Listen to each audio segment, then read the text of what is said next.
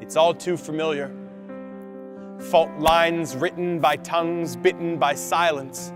Thoughts formed we weren't searching for violence in our questions, our suggestions. It's all too familiar. What was she wearing? Was she walking alone? She shouldn't have drank so much. She should have been more careful. Like it was her fault. Like gender violence isn't a man's issue. Like men can't help themselves. Like the responsibility for one's own actions doesn't fall on one's own shoulders. Like men don't have the power to change how men act. And I remember as a young teen learning the facts. 1 in 3 made me sick. How could men like me do this? They couldn't. I thought they couldn't. They must be monsters.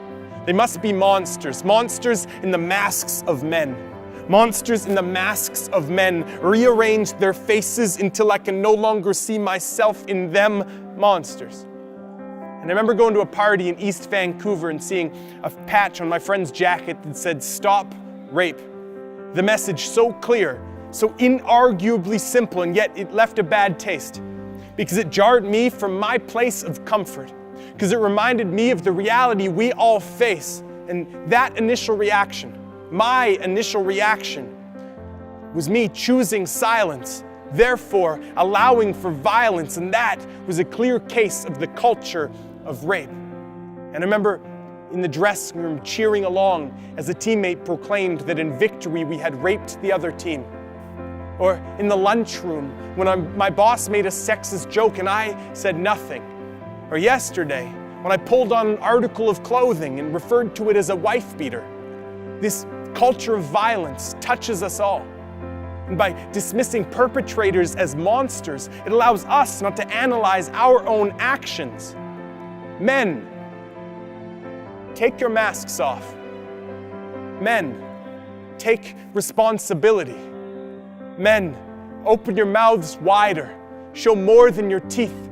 There was a softness in your throat waiting to be freed. Men, we are responsible for the vast majority of violence. Men, it's an epidemic. Men, don't think that it has to be this way. Men, if you could make the world safer for the women you love, for all women, children, and men, wouldn't you? Men, you can. Men, we need you to be courageous, to speak up and to be more than a bystander. Men, put your masks down. Men, let's look each other in the eyes. Men, let's talk.